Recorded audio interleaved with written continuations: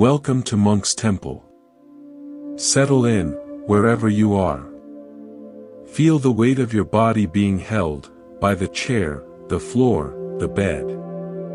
Let the day's urgency soften at the edges. There's nothing to achieve right now, nowhere to rush toward. Just this gentle invitation to be present with what is. You've likely come here carrying a quiet exhaustion, not just of the body, but of the mind. That feeling of being mentally tugged in a dozen directions, of replaying conversations that are over, rehearsing ones that may never happen, of a background hum of evaluation that never quite switches off. We often call this overthinking, but that's not quite it. It's not that you're thinking too much. It's that your thinking is thinking you. You've become a passenger in a vehicle you didn't consciously choose to enter, driven by habits etched deep into the neural pathways of a lifetime. The Buddha's teachings aren't primarily about finding peace, though that may come. They are about seeing truth. And the first truth we must look at is the sheer automaticity of our inner world. The mind, left untrained, operates on its own momentum. It churns out thoughts, judgments, and emotional reactions with the impersonal consistency of a waterfall. Your suffering begins not with the water's flow, but with the mistaken belief that you are the water, being dashed against the rocks, rather than the steady rock face itself, which the water flows over and past. Let me share an early memory from my own path. Years ago, I found myself in a period of deep internal conflict. I was living in a small city apartment, and my mind was a cage of circling thoughts about a failed endeavor. One afternoon, overwhelmed, I left and walked without direction. I ended up at the city's Natural History Museum. I wandered into a vast, dimly lit hall on geology. In the center was a monumental cross-section of a giant sequoia tree, its rings exposed, each one labeled with a historical year.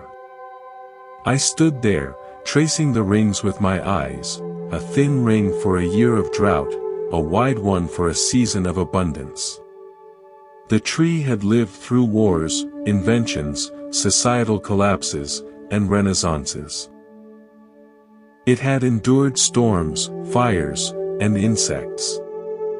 Yet here it stood, a record of resilience, not by fighting every element, but by incorporating each experience into its very structure, growing slowly around the scars. In that moment, my problem didn't shrink, but my perspective around it expanded violently. My mind had been fixated on a single, thin ring, the failure ring, and I was treating it as if it defined the entire tree of my life. I had forgotten the vast, silent core, and all the other rings of experience that existed before and would exist after. The tree wasn't the story of any one season. It was the silent, patient presence that held all the seasons. I left the hall different. I hadn't solved anything. But I had remembered something fundamental about scale and time. If this way of looking at your own mind, seeing the rings instead of getting lost in one, speaks to you, consider subscribing to Monk's Temple. It's a simple way to have these reminders gently woven into your daily landscape. This shift in perspective is the cornerstone of the Buddhist approach to mental turmoil. The problem isn't the content of your thoughts, the worries, the regrets, the fears. The problem is the unconscious, instant fusion with them. We treat a mental event as a factual report about reality and about ourselves. A thought whispers, "You are not capable," and we organize our entire emotional world around that whisper as if it were a shout from the mountaintop of truth. The Buddha called the mind a Mara, a tempter, an illusion maker. It's not evil, it's just endlessly creative in building persuasive stories from the flimsiest of materials. Imagine your mind is a master potter, working at a wheel that never stops spinning. It takes the clay of raw sensation, a tightness in the chest, a memory fragment, a sound, and with astonishing speed, it shapes it into a pot. This is the pot of my impending doom, it says, or this is the vase of my eternal inadequacy. And we, the uncritical audience, admire the pot, debate its design, worry about its fragility, completely forgetting that it is made of malleable clay, shaped by a process, and ultimately hollow. We are mesmerized by the pottery and forget we are the spacious studio in which the wheel merely turns. The practice begins when you learn to see the wet clay on the wheel, not the finished pot it appears to be. You learn to say, "Ah, this is the sensation of tightness." And now the potter mind is beginning to shape it into a story about the future. That noticing creates a crack in the illusion. The pot loses its solidity. It's just spinning clay again. This is where we engage the first and perhaps most challenging of the Buddha's core insights, anicca, impermanence. We know it intellectually. Everything changes. But our psychological suffering is built on a hidden, stubborn belief in the opposite. A wave of loneliness hits, and we think, this is my life now. A spike of anxiety before a meeting becomes, I am an anxious person. We take a temporary, passing cloud in the sky of awareness and build a permanent residence underneath it, then complain about the perpetual shade. The truth of impermanence is not a cold, nihilistic fact. It is the key to psychological freedom. It means no state, no matter how dark, is final. No emotion, no matter how intense, is eternal. It is all process. All flow. I learned this not just from sitting, but from watching an old river near where I once lived. In the dry season, it would shrink to a trickle, exposing cracked, gray mudflats that looked dead and eternal. People would say, the river is gone. Then the rains would come. Slowly, then all at once, the trickle would become a stream, then a rushing, brown torrent, filling the banks, sweeping debris along. The dead mudflats were gone, submerged under powerful, moving water. A few months later, the river would be calm, full, and clear, reflecting the sky. Which was the true river? The trickle? The torrent? The calm mirror? It was all the river. Its nature was to change, to adapt, to flow. Your inner life is that river. The dry season of depression, the torrent of rage, the calm mirror of peace, these are not separate, permanent entities. They are phases of the same flowing system. The banks, your aware presence, hold it all. When you are in the dry season, remembering the river's nature is your solace. The water will return. The flow will change. You are not the isolated puddle, you are the whole watershed. To see this flow clearly, however, requires a mind that isn't perpetually whipped into froth. And this leads us to the great modern obstacle, our addiction to stimulation. We live in a world that is an all-you-can-eat buffet for the senses and the intellect, and we have trained ourselves to keep loading the plate, meal after meal, until our mental digestion is in a state of permanent distress. Silence and stillness have become unfamiliar, even threatening. We mistake this constant mental buzzing for being alive, for being connected. But from the Buddha's perspective, this is not living, it is a refined form of distraction from the reality of our experience. It is like trying to study the delicate brushstrokes of a masterpiece while standing in the middle of a bustling, noisy market. You might catch glimpses of color, but you'll never understand the painting. The noise of the market is your own choice of stimulation, the scrolling, the multitasking, the background media, the internal commentary. We blame our lack of mental clarity on our brain, when we are the ones who never leave the market. Buddhist psychology names this state adhaka, restlessness or agitation. It's one of the 5 primary hindrances to wisdom.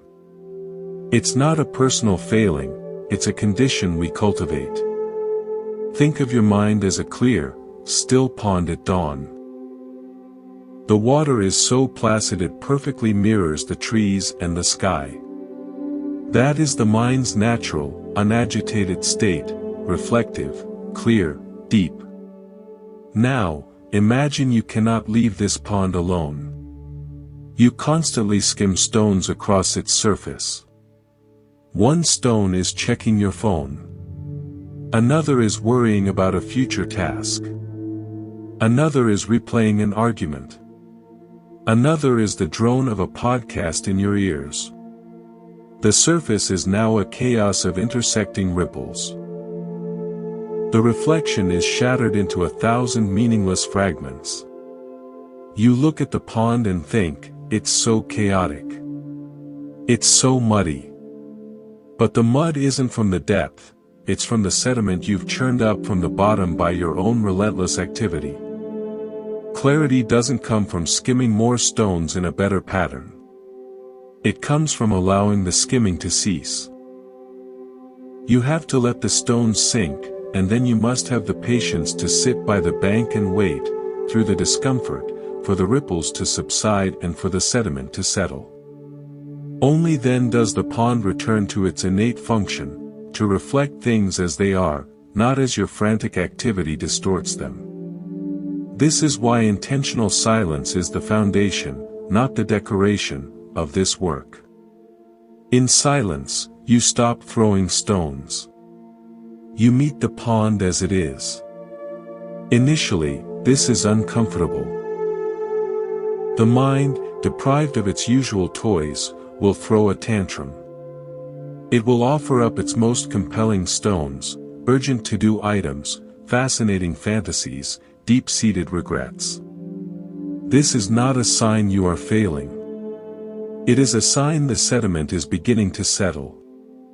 The very fact that these thoughts arise with such force in silence proves how much they depend on your constant activity to stay buried.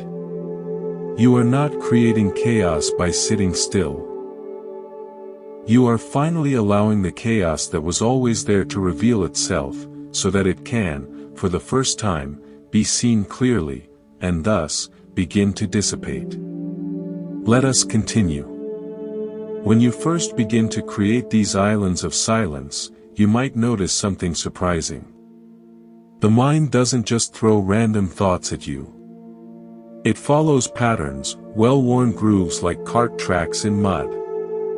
A feeling of boredom arises, and immediately the thought arises, check your phone. A minor bodily discomfort appears, and the mind weaves a story about illness. This is the second layer of truth the Buddha pointed to, the conditioned nature of the mind. Our reactions are not free or original. They are chain reactions, learned responses firing off based on past experiences. A present moment sensation, a tightness in the throat, triggers an old memory of embarrassment, which sparks a fear of future social situations, which generates a story that, I am socially awkward. All of this can happen in less than 2 seconds. We live most of our lives inside these automatic, cascading reactions, believing we are making conscious choices when we are really just watching a pre-recorded play. I remember a powerful lesson from a master gardener who visited the monastery. He was teaching us about weeding.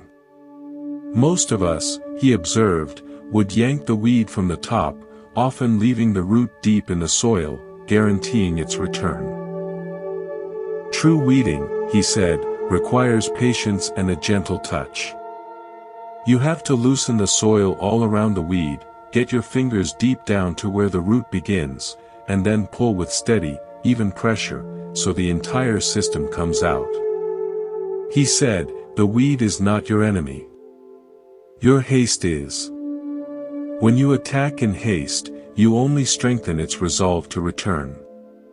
Our toxic thoughts are precisely like those weeds.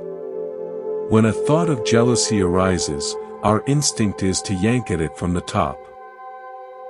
To argue with it, "I shouldn't feel this way," to suppress it, or to act out from it. This haste leaves the root intact, the underlying conditioning of comparison, insecurity, or lack. The Buddhist method of mindfulness is that patient, gentle gardening. It is the willingness to loosen the soil of awareness around the thought, to investigate its root without aggression, and by seeing it fully, to allow the entire system, the thought and its hidden cause, to be released from the soil of the mind. You don't fight the weed. You simply understand its structure so completely that it can no longer hide. This practice of patient observation is what we call mindfulness. But let's be very clear. Mindfulness is not a state of blankness or vague relaxation. It is a vigorous, precise training of your attention. Untrained attention is like a flashlight wielded by a startled person in a dark, unfamiliar house. It jerks from sound to shadow, illuminating fragments without context, amplifying fear. A creak in the floorboards, a minor worry, becomes a spotlight on a looming monster. Trained attention is that same flashlight held in a steady hand by someone who knows the house is empty. It can calmly illuminate the creaky floorboard for what it is, old wood contracting, and then be turned off, leaving the person in a comfortable, unafraid darkness. The training is in learning to hold the flashlight steady, and more importantly, in learning when to switch it off and simply be in the dark, comfortable and unafraid. The core of this training is the breath, not because the breath is magical, but because it is always present, neutral, and rhythmic, a perfect anchor in the ever-changing stream of experience. When you focus on the breath, you are giving the restless flashlight a simple, steady object to rest upon. You will find it does not want to rest. It will swing wildly toward a memory, a plan, a sensation of itchiness. This is not failure. This is the heart of the training. Each time you notice the light has swung away, and you gently, without judgment, bring it back to the breath, you are doing a single rep of mental weightlifting. You are strengthening the muscle of intentional awareness and weakening the habit of automatic distraction. The goal is not to keep the light perfectly still forever. That's impossible. The goal is to become so familiar with the movement of the light, and so skilled in returning it, that you are no longer afraid of the dark corners it might illuminate. You become the person holding the flashlight, not the person being chased by its beam. As you practice this, a profound separation begins to occur. You start to experience thoughts and feelings not as you, but as events happening within you. This is the gateway to the Buddha's most liberating teaching. Anatta, or non-self. This is not a philosophical abstraction meaning you don't exist. It is a direct, experiential truth that there is no fixed, solid, permanent self to be found in the ever-changing flow of thoughts, emotions, and sensations. What you called me is a process, a verb, not a noun. It is more like a whirlpool in a river. The whirlpool has a recognizable pattern, a consistency. You can point to it and say, that is the whirlpool. But if you try to grab it, to isolate it from the river, you find only water flowing through. The whirlpool is entirely dependent on the flow of the river. Your sense of self is like that whirlpool, a dynamic, flowing pattern dependent on the river of consciousness. Suffering arises when the whirlpool tries to solidify itself, to resist the river's flow, to say, I am only this pattern, and this pattern must stay the same. It creates friction, turbulence, and pain. Freedom is felt when the whirlpool realizes its true nature is the river itself, vast, flowing, and capable of endless forms. I witnessed a beautiful illustration of this with a concert cellist who came on retreat. Her entire identity was woven into her music, and an injury to her hand had shattered her world. The thought, "I am a cellist," had become a prison when the cellist could not play. She was drowning in the whirlpool of that identity. One evening, during a walking meditation in the garden, she became utterly absorbed in the sound of the wind through a bamboo grove. It was a deep, resonant, humming, melodic sound. She stood there for a long time, tears streaming down her face. She said later, "For those minutes, I wasn't a cellist who couldn't play. I wasn't anything with a label. I was just the listening.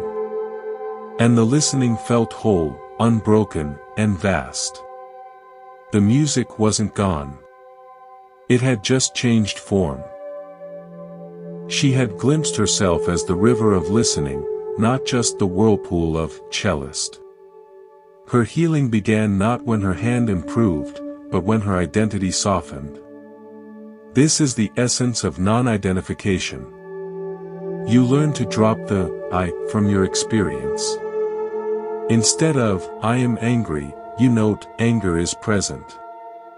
Instead of "I am afraid," you note fear is arising. This tiny linguistic shift is a psychological earthquake. It moves you from being the star actor in the drama to being the aware space in which the drama is performed. The anger doesn't disappear, but it loses its power to define the entire theater. You are no longer fused with the character, you remember you are also the stage, the lighting, and the silent audience, all at once. From this place of disidentified awareness, you can engage the mind's content with a new tool, investigation, or Dhammavikaya. When a painful thought arises, instead of reacting with fear or aversion, you can turn toward it with gentle curiosity. Reaction is like slapping at a buzzing mosquito in the dark, it's frantic, often misses, and leaves you stung. Investigation is like turning on a light and calmly observing the mosquito. You see its size, its flight pattern. You might even feel a curiosity about it. In that light of calm observation, the mosquito often just leaves. Or, you can make a conscious, unhurried choice about how to respond. Investigation asks simple, direct questions of your experience, not with the thinking mind, but with the feeling awareness. Where do I feel this in my body? Does this sensation have a boundary? Is it constant, or does it pulse? What happens if I breathe into the space around it? This inquiry does not seek an intellectual answer. The act of looking itself is the transformation. It changes your relationship to the experience from one of conflict to one of exploration.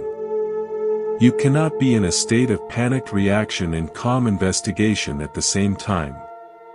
The latter gently displaces the former. This investigative spirit reveals another liberating truth: thoughts and emotions are not continuous. They are like individual frames of a film, projected so quickly they create the illusion of a solid, moving picture.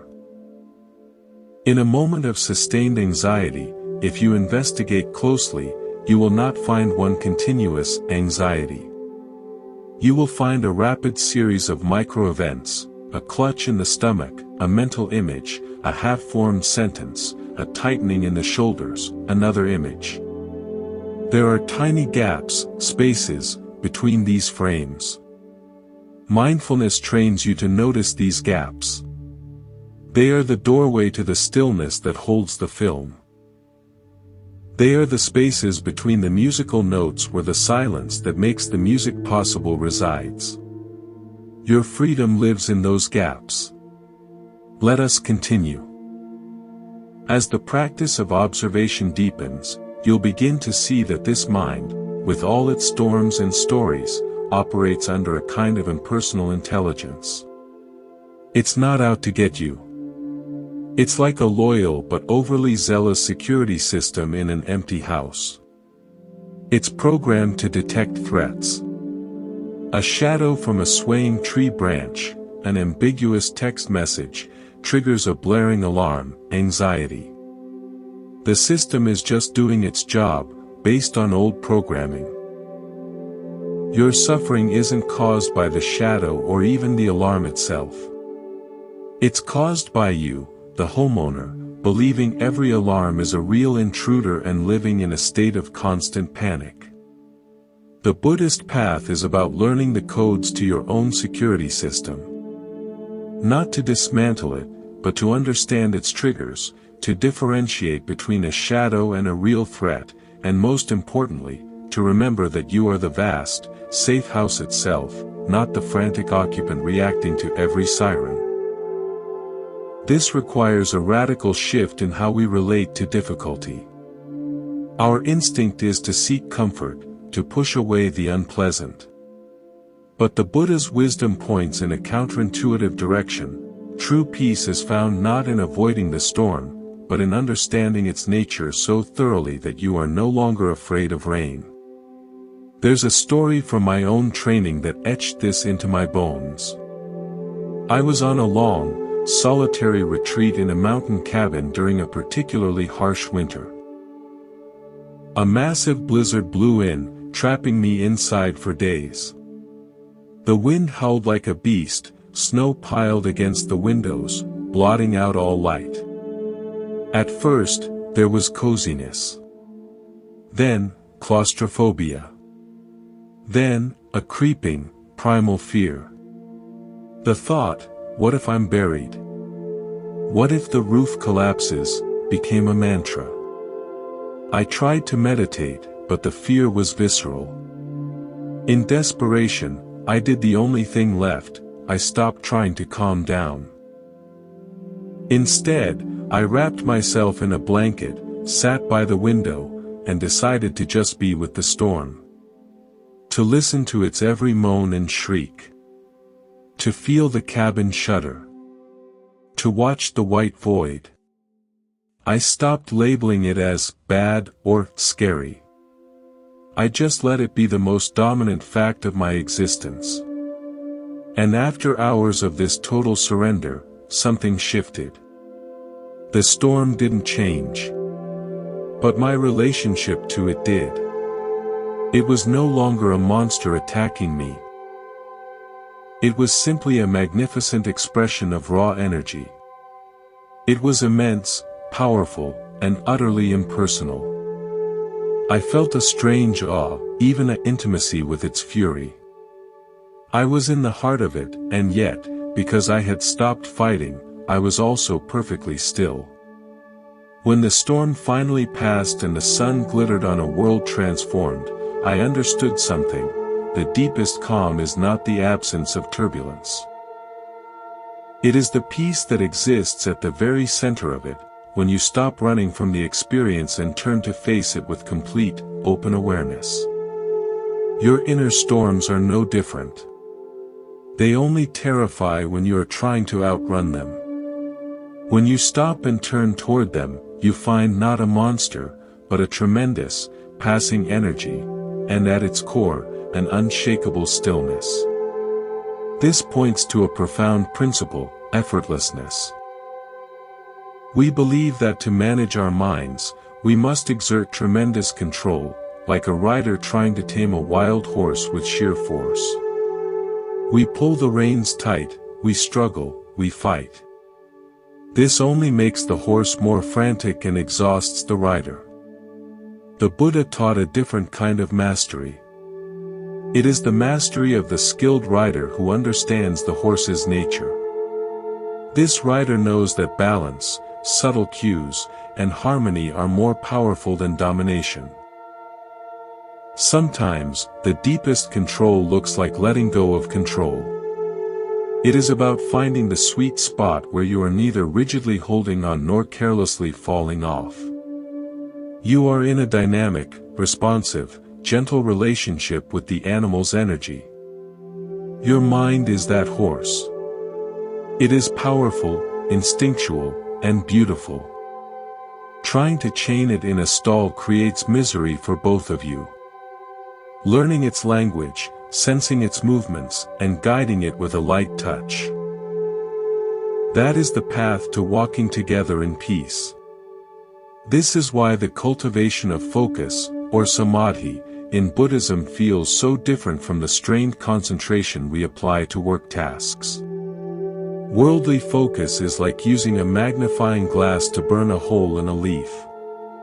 You tense your hand, you narrow your vision to a single, intense point, and you block out everything else until you achieve the burn. It is aggressive and exclusive. Meditative samadhi is like the sun itself, shining effortlessly on the entire forest. It is broad, inclusive, and luminous. It doesn't exclude the birdsong, the rustling leaves, or the scent of pine. It holds everything in a warm, even light. The focus comes not from narrowing, but from clarifying. You aren't trying to burn a hole in reality, you are allowing the clouds of distraction to part so that the natural, pervasive light of awareness can illuminate the whole field of your experience. You achieve this not by squinting harder, but by relaxing the squint. I learned about this inclusive focus from a lighthouse keeper I met long ago. He described his nights not as staring fixedly at one point, but as maintaining a slow, relentless sweep of the entire dark horizon with his beam. His attention was panoramic, not pinpoint. He said, if you stare too hard at one wave, you'll miss the ship in distress 10 degrees to the left. My job is to see it all, to let the light touch everything in its turn. Our minds often stare fixedly at the one problem wave, the toxic thought, and miss the vast, calm ocean it is part of. Mindfulness is that slow, sweeping beam. It doesn't ignore the wave, it simply doesn't get stuck on it. It acknowledges it, illuminates it for a moment, and then moves on, embracing the whole seascape. This panoramic awareness naturally dissolves the sense of threat. The troubling thought becomes just one more feature in a vast, moving, beautiful landscape. From this place of panoramic, effortless awareness, you begin to see the emptiness of your preoccupations. The word emptiness, sunyata, here is crucial. It doesn't mean nothingness or nihilism. It means lacking independent, solid existence. A toxic thought is empty because it has no substance of its own. It is completely dependent on causes and conditions. Your fatigue, a memory trigger, a bodily sensation, your past conditioning. It is a temporary constellation of factors, like a rainbow. A rainbow appears vividly real, with distinct colors and location. Yet, you cannot touch it, hold it, or find its end. It is utterly dependent on the sun, the rain, and your particular vantage point. Shift any one of those conditions, and the rainbow changes or vanishes. Your most solid-seeming fear or desire is just like that rainbow. A dazzling, convincing appearance that is completely dependent, fleeting, and impossible to grasp. Seeing this emptiness is not a depressing realization. It is the ultimate relief. It means the nightmare you've been living in has no walls. You've just been believing the illusion of walls so completely that you stop trying to walk through them. This understanding fosters a quality the Buddha held in highest esteem, equanimity, upekkha. Equanimity is not indifference. It is not a cold, uncaring distance. It is the profound, imperturbable balance of the heart that comes from seeing the empty, conditioned, impermanent nature of all experience. It is the deep knowing that pleasure will pass, and so will pain. Praise will come and go, and so will blame. With this knowing, you no longer lurch violently toward one thing and away from another. You can meet all of life's weather with a steady, open heart, like a great, ancient tree. Its leaves may dance in joy with the spring breeze, rustle in warning during a summer storm, and release with grace in the autumn. But at its core, its roots are deep and unmoved by the passing seasons. It does not cling to the blossoms nor curse the falling leaves. It participates fully in each season, from a place of unwavering stability. Your cultivated awareness can become like those roots. Emotions, thoughts, and external events become the leaves and the weather. Engaged with, experienced fully, but not confused with your fundamental ground of being. This unshakable ground of being we speak of is not something you need to create. It is your original nature, before the layers of conditioning, story, and reaction were added. The entire spiritual journey, from a Buddhist perspective, is not a building up but a paring down. It is a process of unlearning, of releasing the grip, of letting the mud settle so the inherent clarity of the water can be seen. Imagine you inherit an ancient, magnificent tapestry. Over centuries, it has been stored in a damp attic. Dirt, dust, and mold have settled upon it, obscuring its colors and patterns. You might mistakenly believe the gray, shapeless cloth is the tapestry itself. The work of restoration is not about sewing new, brighter threads onto it. It is the patient, meticulous work of cleaning. Brush by brush, you remove the layers of grime. And as you do, vibrant colors emerge. Deep blues, radiant golds, intricate patterns of astonishing beauty that were there all along.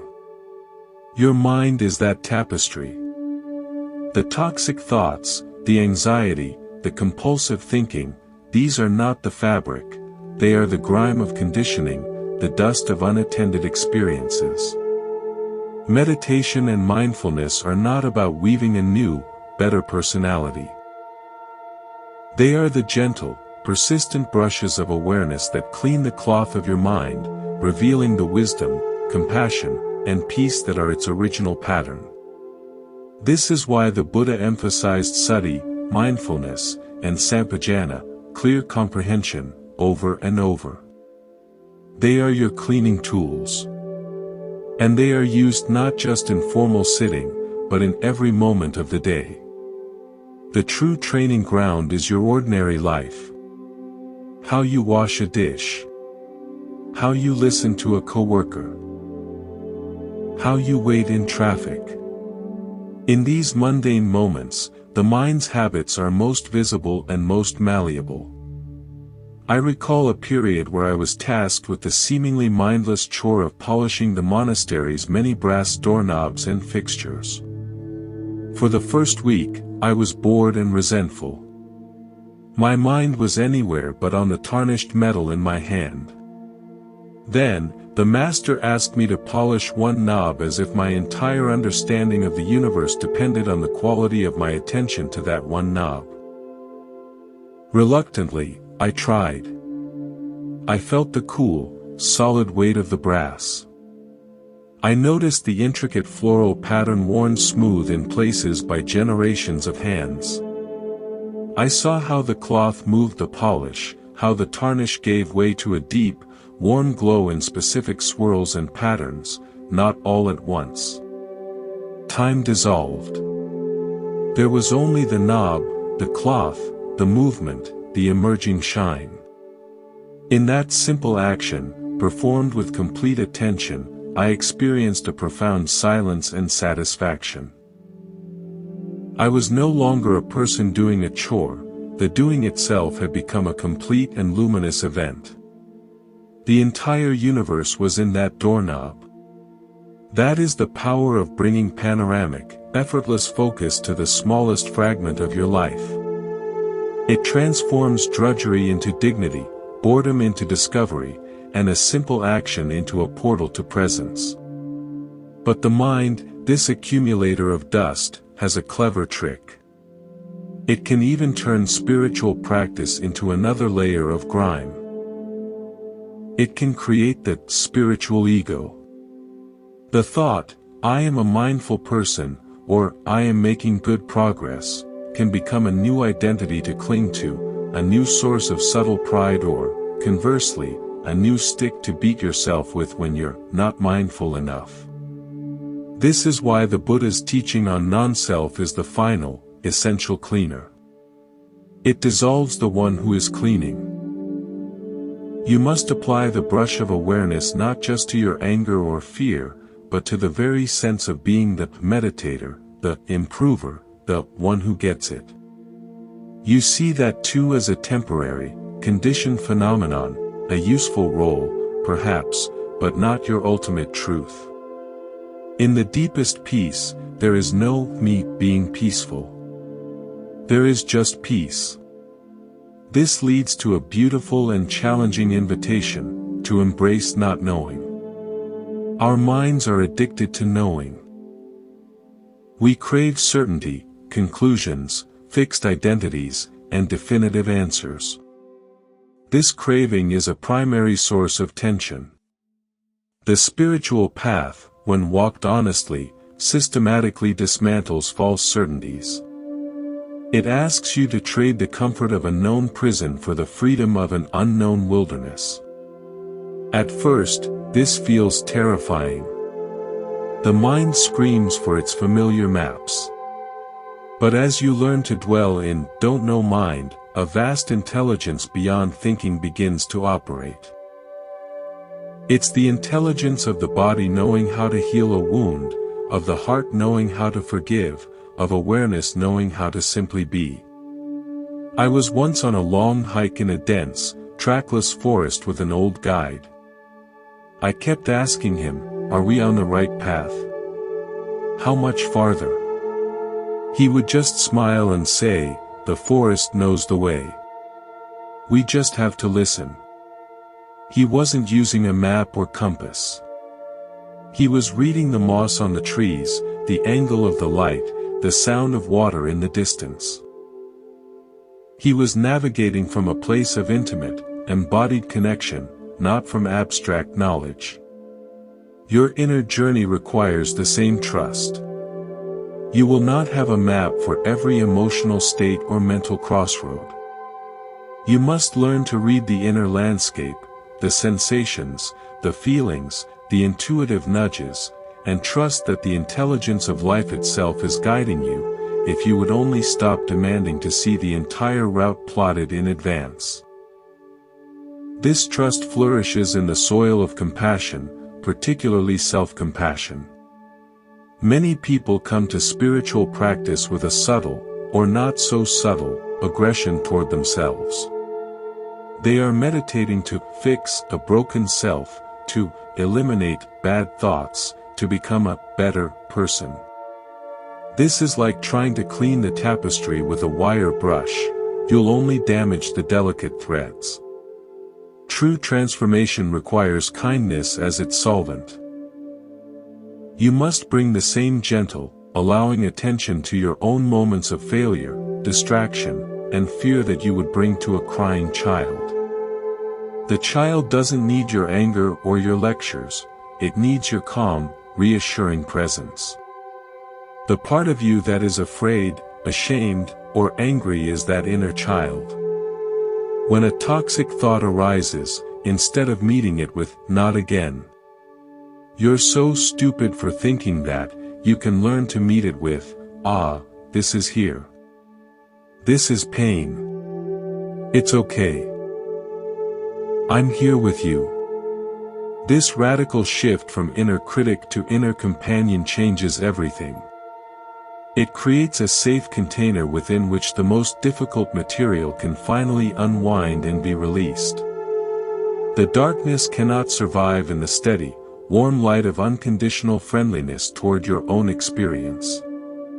I learned this from watching a master potter, a woman of few words. A student was struggling, frustrated that his clay kept collapsing on the wheel. He grew more tense, more forceful, which only made the problem worse. The master walked over, placed her hands gently over his on the clay, and whispered, "You cannot force it into center. You must allow it to find its center. Feel for its true, quiet point of balance, and support it there." She guided his hands to be firm yet yielding, responsive rather than controlling. Slowly, under their joined hands, the wobbly clay stilled and rose into a perfect, centered form. Our minds are that clay. Our frantic efforts to control and fix are what create the wobble and collapse. Self-compassion is the master's gentle, knowing hands. It doesn't impose a center, it feels for the innate, quiet point of balance within the chaos and offers unwavering support until that balance is restored from within. Your awareness, infused with kindness, can do that for your own mental and emotional forms. This compassionate, allowing presence is what ultimately heals the divide within.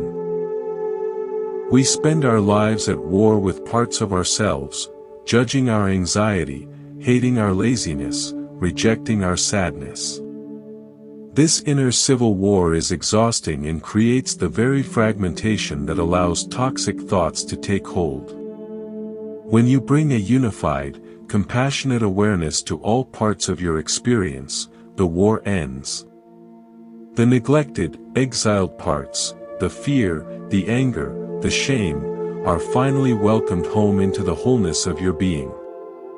They no longer need to shout to be heard. In being heard, they often reveal that they were never enemies to begin with, but lost messengers carrying valuable information about your needs and boundaries. An integrated mind is a clear mind. A mind at peace with itself has no inner conflicts to project as external monsters. Let us continue. As this integration deepens, you begin to relate to the world from an entirely different foundation. No longer are you a fragile collection of thoughts and feelings buffeted by external events. You start to experience yourself as the conscious space in which the entire play of life, inner and outer, unfolds. This is the flowering of what the Buddha called vijja, or true understanding. It is not an intellectual knowledge, but a lived, embodied knowing of how things actually are. From this place, your actions in the world begin to change. They are no longer desperate reactions born of craving or aversion. They become spontaneous, appropriate, and compassionate responses, flowing from a clear perception of what is needed in the moment. It's like the difference between a weather vane spinning wildly in every gust of wind and a deeply rooted tree. The tree feels the wind fully, its leaves rustle, its branches may sway, but its response is rooted in its nature. It bends without breaking, provides shelter, and continues to grow, all while remaining fundamentally unmoved in its core. Your awareness, once stabilized, becomes that tree.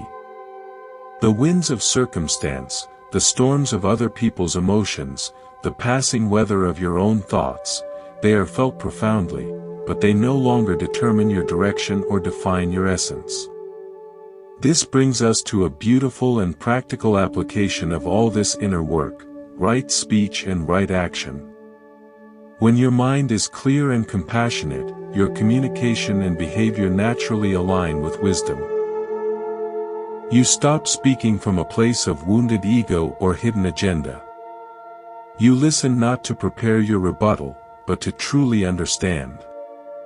This creates a field of peace around you that is more powerful than any argument you could win. I remember a community meeting many years ago that was descending into bitter conflict over a minor resource allocation. Voices were raised, old grievances surfaced. One elder, who had been sitting silently, finally spoke. He didn't address the logistics at all. Instead, he said softly, "I can feel the fear in the room. The fear of not having enough. The fear of being overlooked. It's sitting here with us." He then fell silent again. The effect was electric. The arguing stopped. By naming the underlying emotional weather, the fear, without blame, he drained it of its power to drive the conflict. People began to speak from their vulnerability rather than their positions. The issue was resolved not through force, but through mutual recognition of shared humanity.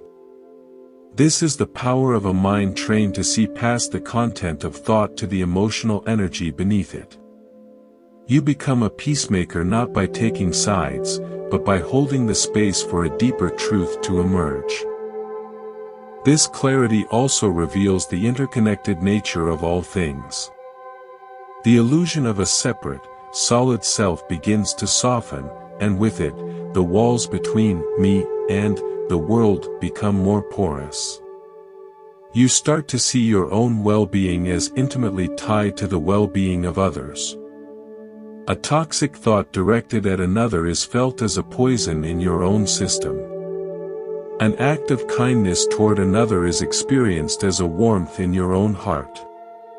This isn't a philosophical belief. It becomes a direct perception. You are like a single wave beginning to realize it is made of the same water as every other wave, and is inseparable from the vast ocean.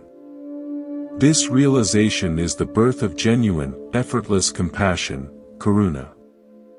It's not something you have to manufacture, it's what you are when the walls of separation dissolve. I witnessed this interconnectedness in a simple, profound way with a friend who is a master weaver. She showed me a complex tapestry on her loom. From the front, it was a breathtaking picture of a forest. But she invited me to look at the back. It was a chaotic, tangled mess of threads, loose ends, knots, crisscrossing lines with no apparent order.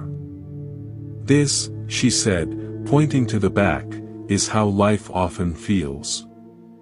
A messy, confusing knot of causes and conditions, relationships, and unseen ties.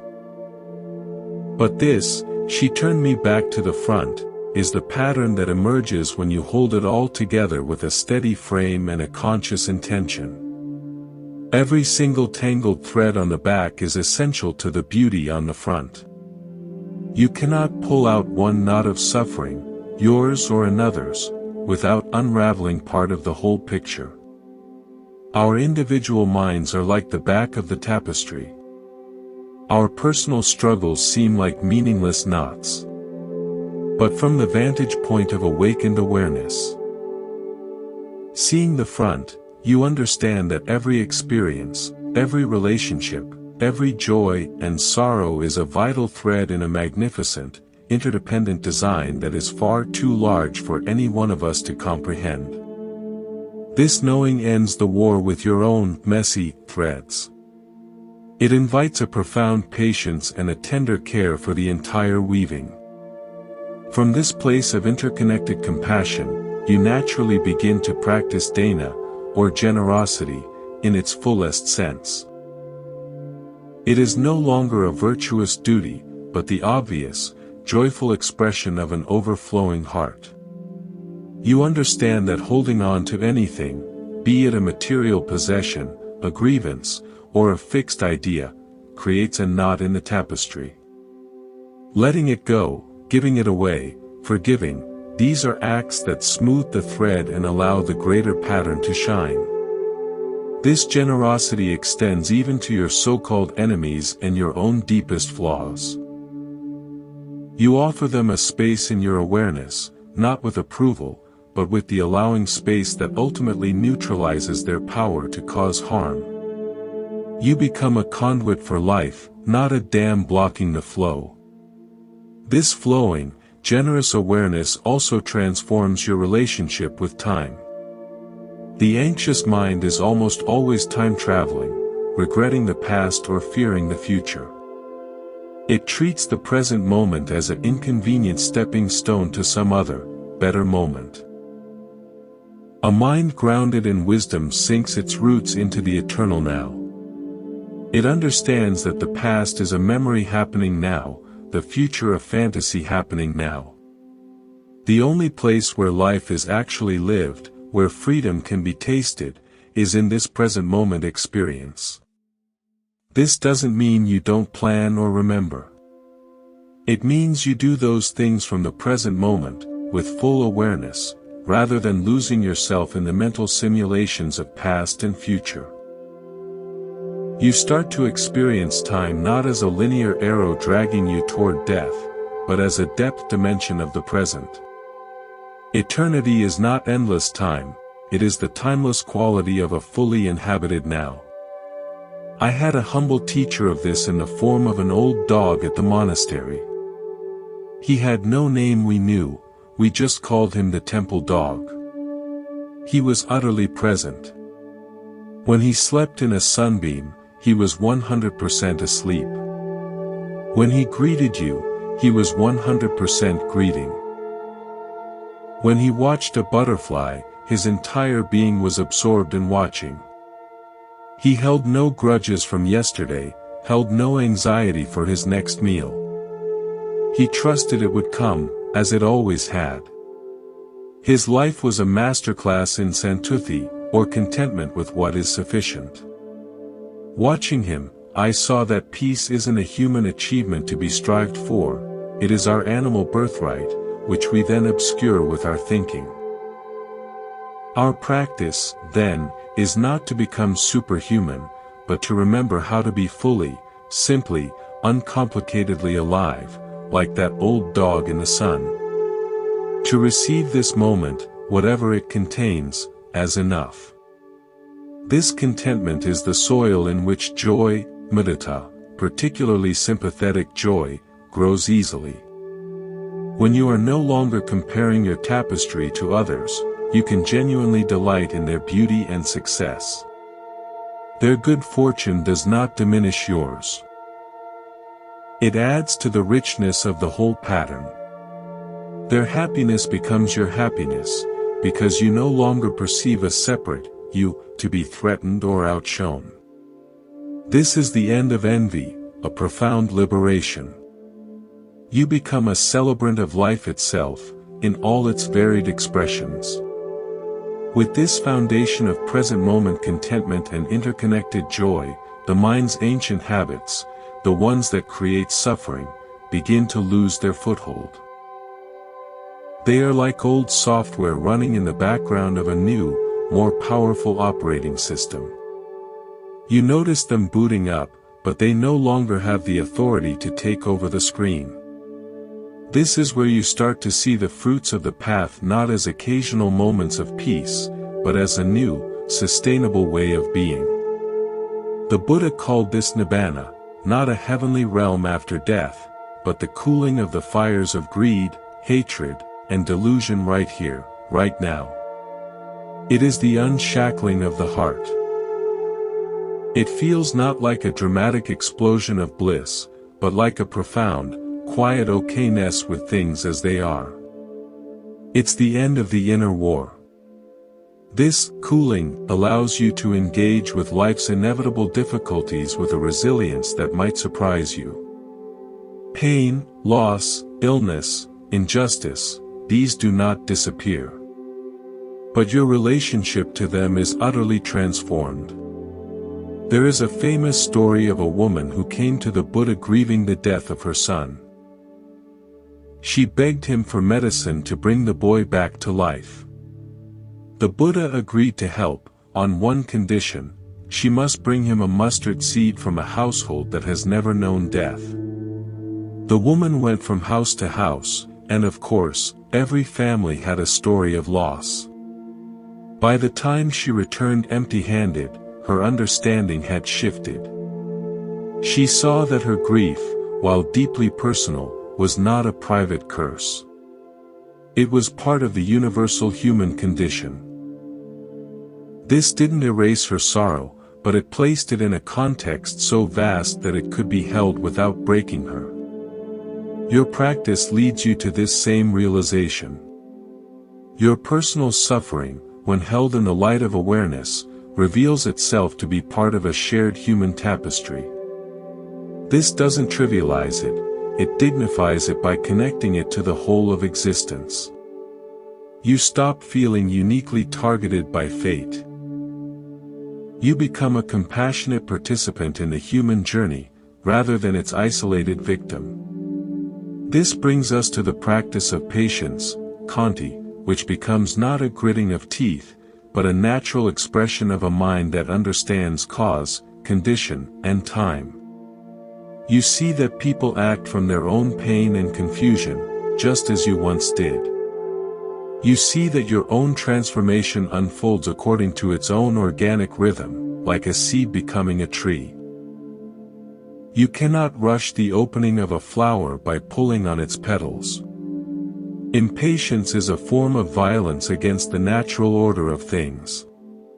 Cultivated patience is a deep agreement with reality. It is saying, I will be here, fully present, for whatever this process is and however long it takes. I learned this not from a scripture, but from watching a glacier. I spent a summer in a high valley where a great glacier was retreating, calving small icebergs into a milky lake. The pace was geological, agonizingly slow to human perception. Yet, the power was absolute. It carved valleys, ground mountains to silt, and dictated the climate. My restless mind wanted to see it move, to witness the calving. But the glacier taught a different lesson. Its power was in its implacable, patient presence. It was changing the world simply by being what it was, at the speed that it was. In your own life, the most profound changes often come from this glacial patience. The steady, daily application of awareness that gradually, imperceptibly, rewires your being and carves new channels for your life to flow.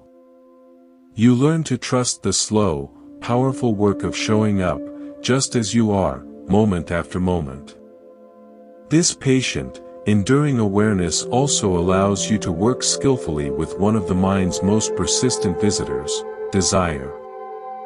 Buddhism is often misunderstood as being against desire. It is not. It is about understanding the nature of desire and freeing yourself from the suffering that comes from clinging to it. Desire is like the wind.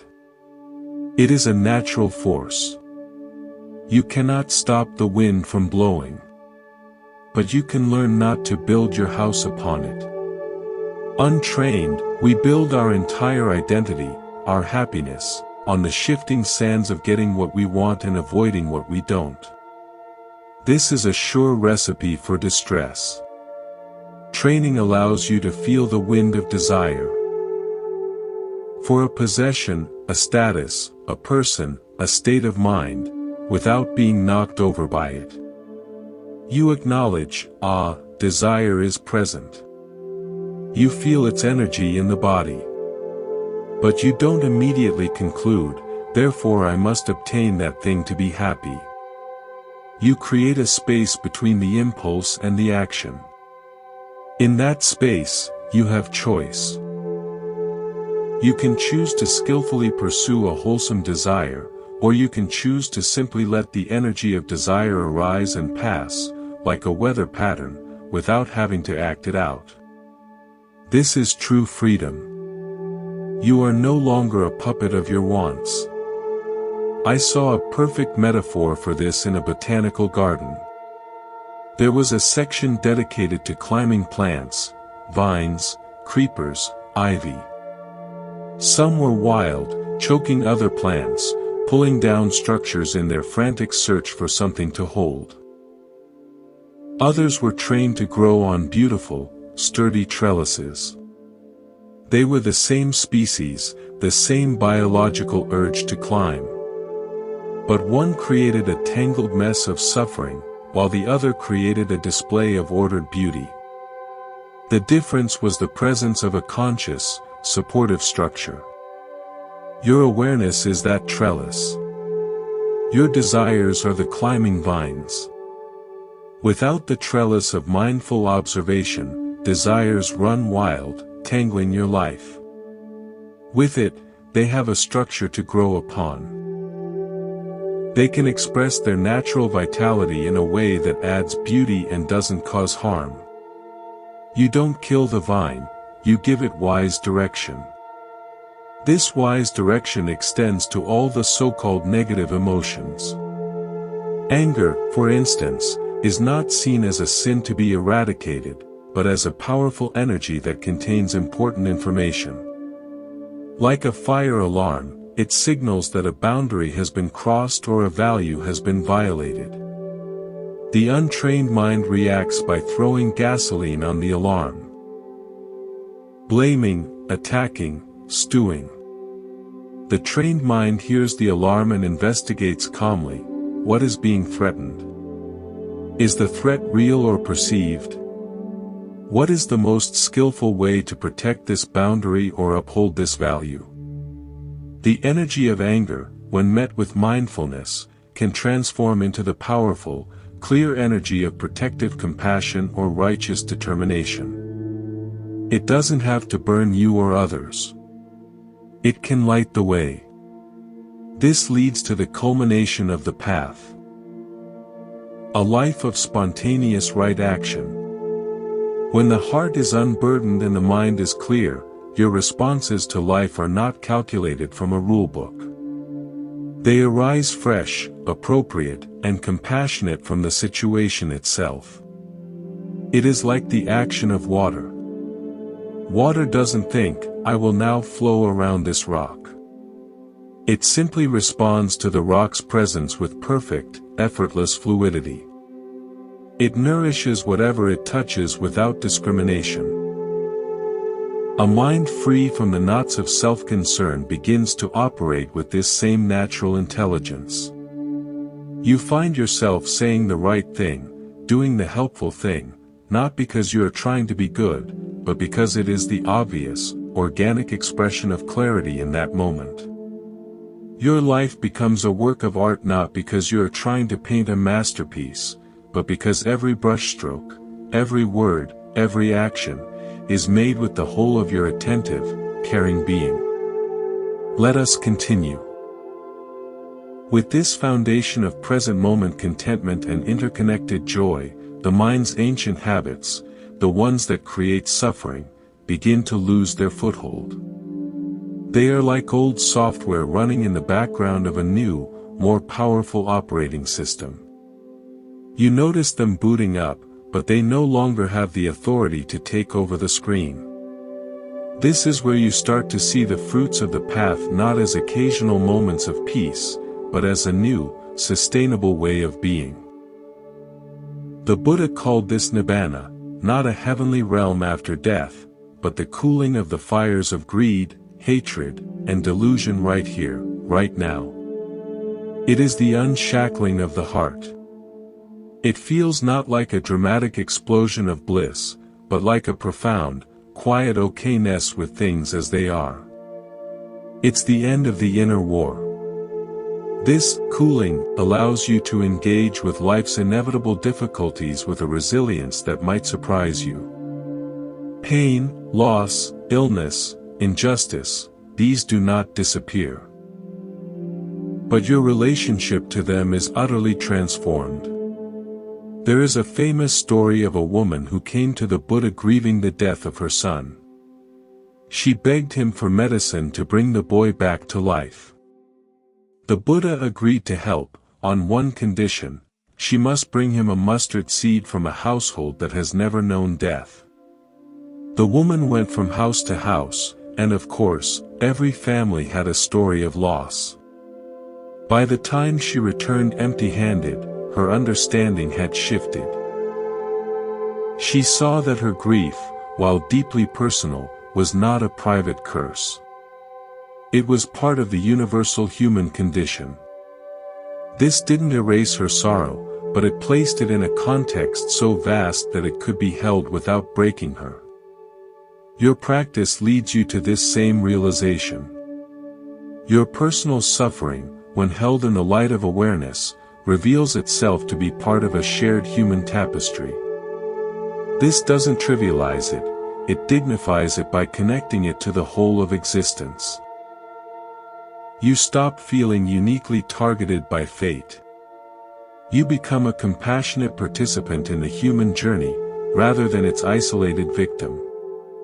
This brings us to the practice of patience, khanti, which becomes not a gritting of teeth, but a natural expression of a mind that understands cause, condition, and time. You see that people act from their own pain and confusion, just as you once did.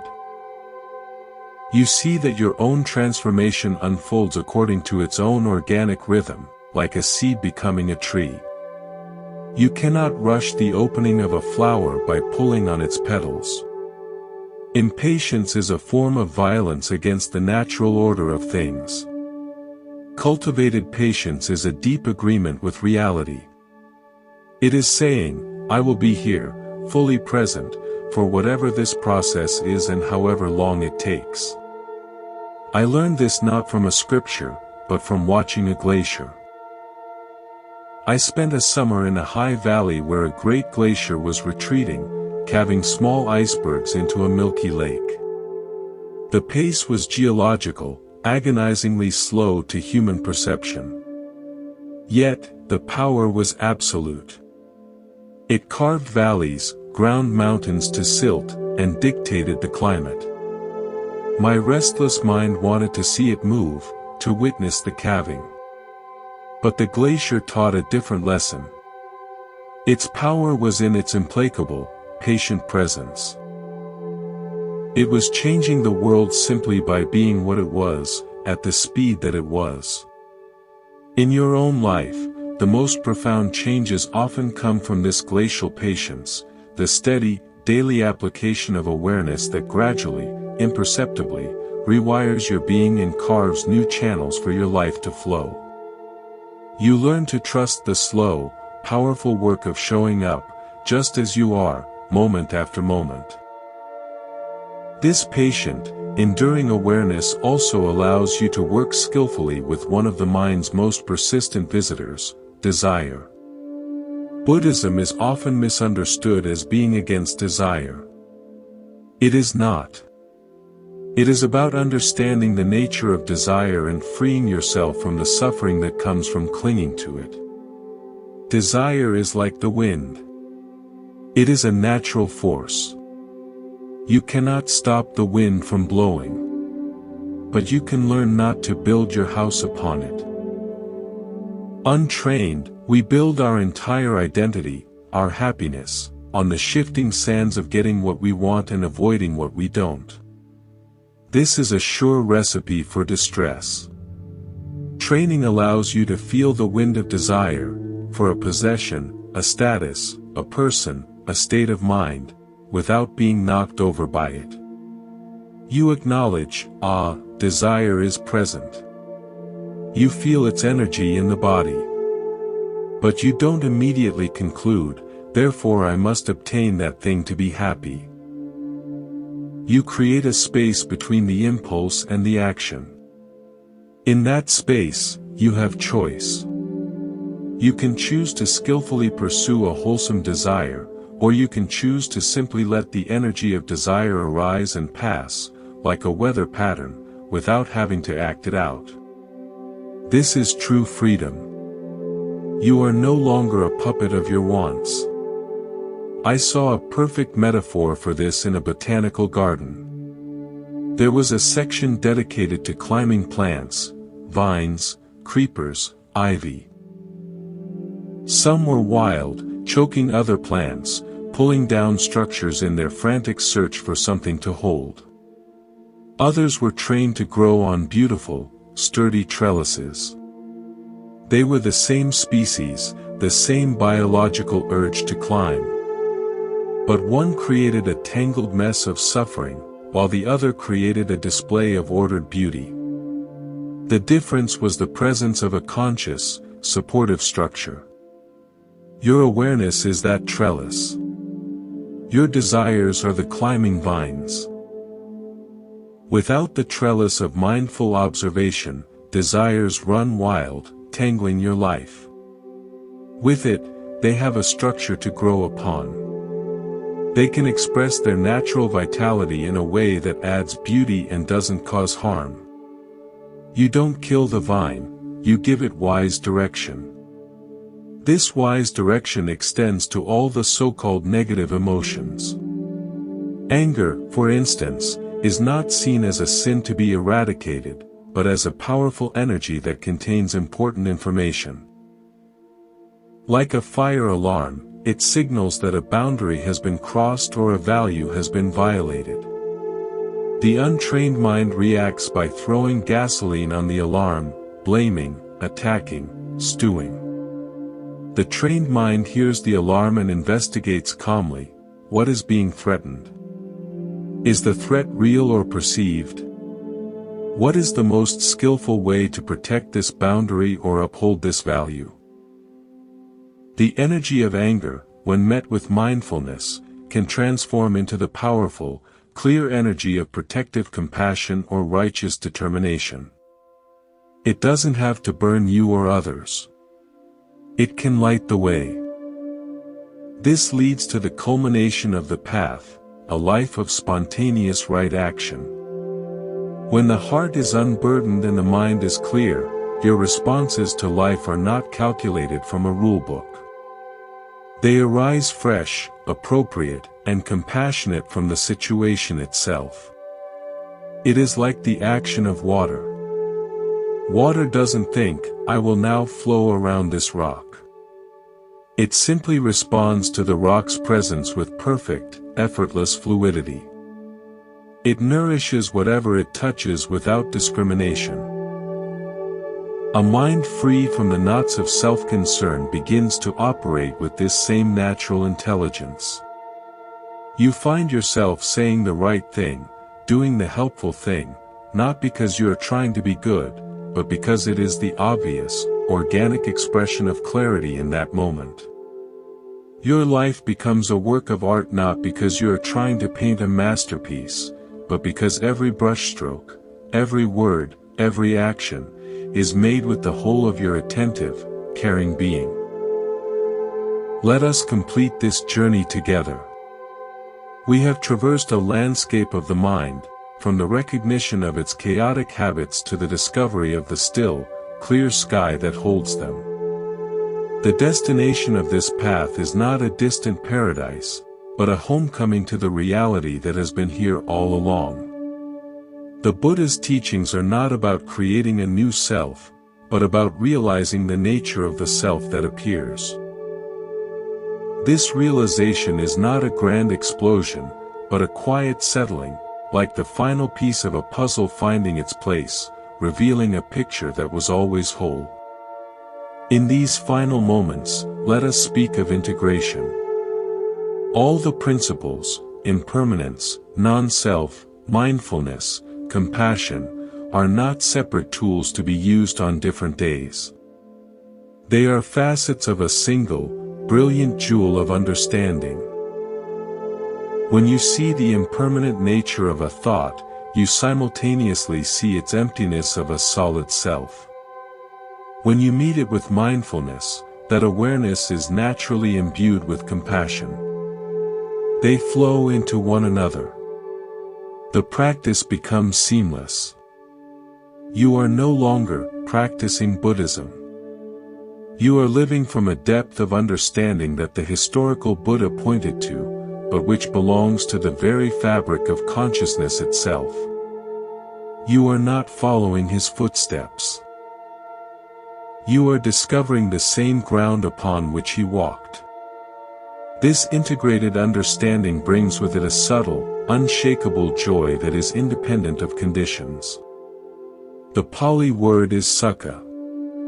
It is not the fleeting happiness of getting what you want, but the profound contentment of being free from wanting and fearing in a fundamental way. It is the joy of the open sky, which doesn't celebrate when the sun shines nor mourn when the rain falls. It is the joy of simply being aware, of being alive to the miraculous fact of consciousness itself. This joy becomes the background music of your life, often quiet, sometimes swelling, but always present beneath the changing melodies of daily experience. From this place, your view of the world softens. You begin to see the Buddha nature, the capacity for awakening, in all beings, even in those who act from confusion and pain. You see the frantic person as a lost sailor in a storm, not as an enemy. You see your own past mistakes with the gentle eyes of understanding, not the harsh glare of judgment. This is the fruit of the practice. A heart that has made peace with itself is capable of making peace with the world. Let me leave you with one last story, a simple one. In the monastery where I spent many years, there was an ancient bell. It was cast centuries ago, and its surface was worn smooth. When struck, it did not produce a sharp, loud clang, but a deep, soft, resonant tone that seemed to come from the earth itself. It would vibrate for a very long time, the sound spreading outward in slow, palpable waves, growing fainter but wider, until it felt as if it had merged with the silence from which it came. The bell keeper told me something I never forgot. He said, "A new bell, when struck, is all noise at the center. It is tight, sharp, and defensive. It says, 'I am here. Listen to me.' But an old bell, after being struck for 100,000 times, has learned to let the vibration move through it completely. It doesn't resist the strike. It allows it to transform into resonance. Its true song is not the moment of impact, but the long, sweet fading into silence. Your mind is that bell. In the beginning, every thought, every emotion, every experience feels like a harsh strike. You tighten up. You resonate with noise and defensiveness. But as you practice, as you allow the strikes of life to move through you without resistance, without clinging to the impact, your being learns to resonate differently. The sharp clang of fear becomes a deeper tone of alert awareness. The jarring bang of anger becomes a resonant call for protection or justice. The dull thud of sadness becomes a tender, vibrating note of compassion. And after each experience, you learn to let the vibration fade naturally into the open silence of awareness, without grabbing for the next note or regretting the last. You become an instrument of profound music, not by trying to control the song, but by being so open, so receptive, so empty, that life itself sings through you. This is your birthright. This clarity, this peace, this open-hearted resonance. It is not something the Buddha gives you. It is something he reminds you that you already have. The entire path has been a process of removing the muffling cloths of habit, fear, and identification that you had wrapped around your own bell. So as we end, carry this with you: you are not the storm of thoughts. You are not the ache of feelings. You are not the story of your life. You are the aware, vast, silent space that knows the storm, feels the ache, and hears the story. You are the sky, not the weather. You are the screen, not the movie. You are the bell, not just the strike, but the capacity for deep, resonant song and the silence that holds it. The mind will continue to produce thoughts long after these words fade. The question is no longer if they will come, but how you will relate to them. Will you tighten against the strike, or will you learn to resonate with the truth of what is? Will you follow the old, fearful stories, or will you rest as the aware space that watches them arise and pass? The practice is simple, though not always easy. It is the moment-to-moment choice to return to the felt sense of being here. To the breath. To the body. To the silence between sounds. To the space around thoughts. Each return is a sacred act of remembrance. Each time you remember you are the sky, a cloud of worry loses its power to convince you it's the whole universe. You hold the key to your own freedom. It has always been in your hand. It is the gentle, unwavering attention of your own heart. Use it. Not with force, but with kindness. Not with struggle, but with patience. Turn it in the lock of your own awareness, and step into the boundless room you have always inhabited. Thank you for walking this path of listening. May you trust the clarity of your own being. May you meet each moment with an open heart. May you find peace not as a distant goal, but as the very ground upon which you stand. Welcome home.